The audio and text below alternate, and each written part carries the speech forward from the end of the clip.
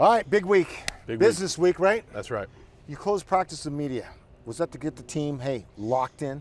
Yeah, I think the reason I do that is, well, there's various reasons, but the main thing is it's just us, right? We don't need, a bunch of visitors there. Look, I love the coverage. I think the media does a great job. I really appreciate this segment. But in the end, when we're out there on the practice fields or in fish, it's about us, and we don't need just outside. All we need is the coaching staff, the players, and the support staff, and that's it. What are you emphasizing this week? Big fundamental emphasis, right? Tackling, taking care of the football, taking the ball away. You sound like Foxborough. Communication. I do, but it's true. I use them as an example. I use us as an example.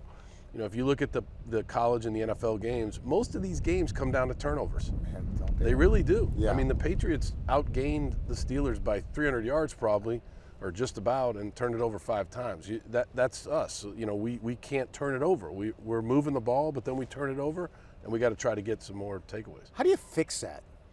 You got to continue to show it to them on film. You got to emphasize it. You got to be positive about it. Hey, that's a great example of ball security. That's a great example of taking the ball away. I think, I don't think you can dwell on it. We're talking here about, a little bit too of being able to deal with adversity, having amnesia. If something bad happens, let's let it go. Put it in the past and let's move on to the next play. 7-1 at home. Yeah. You've been rolling here. Yeah. In this stadium. What do you expect out of the fans, and how much do the fans give you a boost? I love the fans here, especially the students. The students come and sit right in this corner here, and there's 9,000 undergrads. I think we get just about 8,000. That's fantastic. To these games, yeah. Which is huge. They're loud. They love football. Even when I walk around campus, I just think the students give us a lot of energy, and then the crowd I know is a sellout, so I'm very appreciative of that, and I know the crowd will be great. Cal's 3-0. Cal was 3-0. Yeah, 3-1. They're 3-1 now. They're coming off what? Their worst loss in a long time. Right. They got blown out. Yeah. So here's a team that's going to come in hungry. You're coming in hungry. This is a pivotal football game for you, right? Yeah, big game. I mean, they're all big, but this is a big one, right? We have them at home. They're coming off of a loss in which they, really they gave the ball to San Diego State. They made a lot of self-inflicted errors, so I'm sure Coach Wilcox is a great coach. They got a good football team, a really good football team, and I'm sure he's getting those things correct. It's going to be a great game. We need to play our game. We need to show up ready to go. Like you said, great crowd, 3:30 kickoff, ACC network. We're excited about it. Cal started 3-0 last year and then lost 4 in a row. Yeah. Which Cal team do you think will show up? The team that, can build off being 3-0, even though they're 3-1 now, a team that goes forward or a team that goes backwards like they did a year ago? This is a better Cal team than last year's. It is. I really believe that. And they were good. They were good last year, but this team's very, very solid on defense. They do a good job. They got a good scheme. They're tough. And they got a freshman quarterback on offense that's kind of making it go. And they have some really good individual players. They have a slot receiver, number 21, you're going to see, who's really good. They've got a linebacker, number 0. These guys can make plays, huh? Yeah, these guys are really good. Yep, really good. How excited are you for this football team as far as once you guys catch that fire? You've been on rolls before. You just got to get them going. And once you get them going, they start believing in themselves. All of a sudden, man, you got momentum. That's it. That's the key. It really is. The belief, they do individually, they believe in themselves. That has to lead to belief in the team. That's what I was saying before. Look, if there's 170 plays total in this game, offense, defense, special teams, not every play is going to be perfect.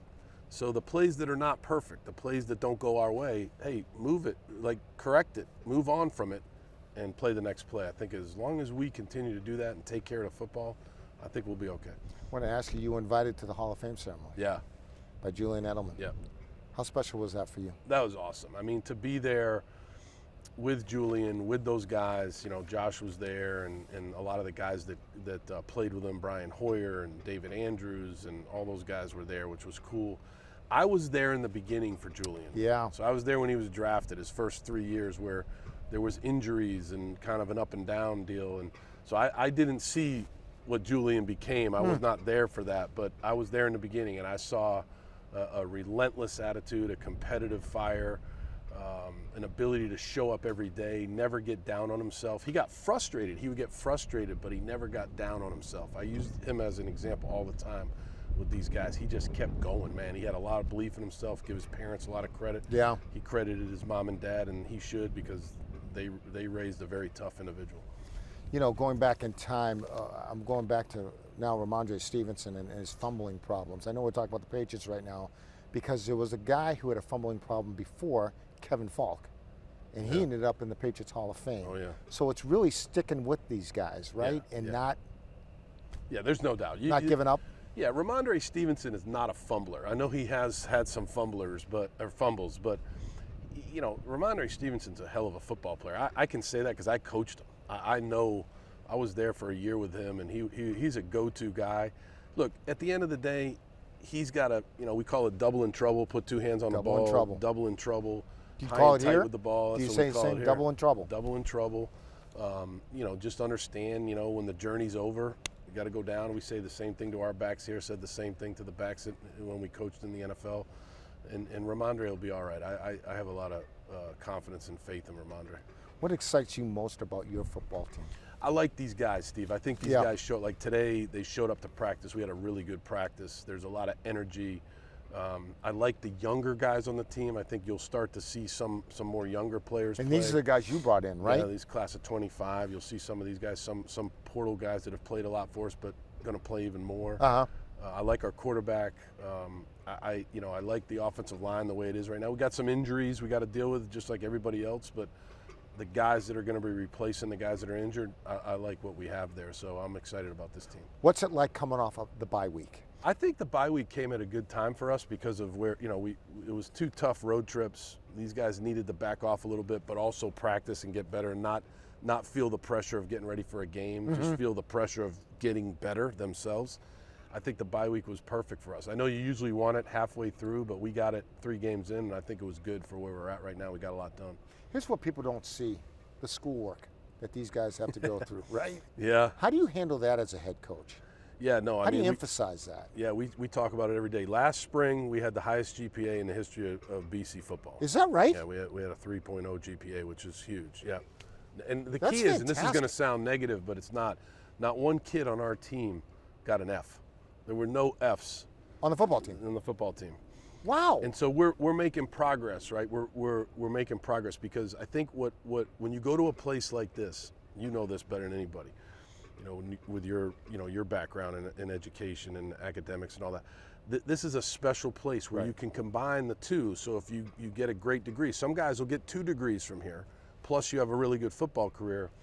You set your own path. Sky's the limit. The sky's the limit. Yeah. And so I think these guys realize that. We talk about it a lot. I always talk to them, hey man, go to class, sit there in the front row. First of all, you're going to learn. Second of all, you never know who you might be sitting next to in these classes. Down the road. There are some That is so true. future big-time people on this Right. on this campus, so I think we're on the right track academically. When you recruit players, Yeah. there's a saying, smart and heart. Yeah.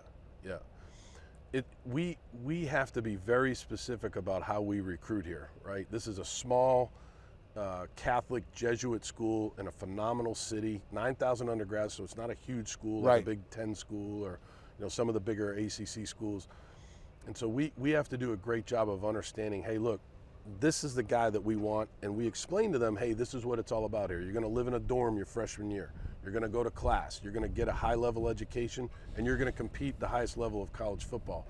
And I think if we continue to kind of look in different spots and find guys, recruit a bunch of Catholic school guys. I'm not going to have a roster full of Catholic school guys, but we got to start there because their education is similar to what we do here. Right. And then find the right fits. Find the right fits for BC. I think we'll be on the right track. Good luck. Thanks. On Saturday against Cal. Appreciate it, Steve. All right, Coach. Thank you, man.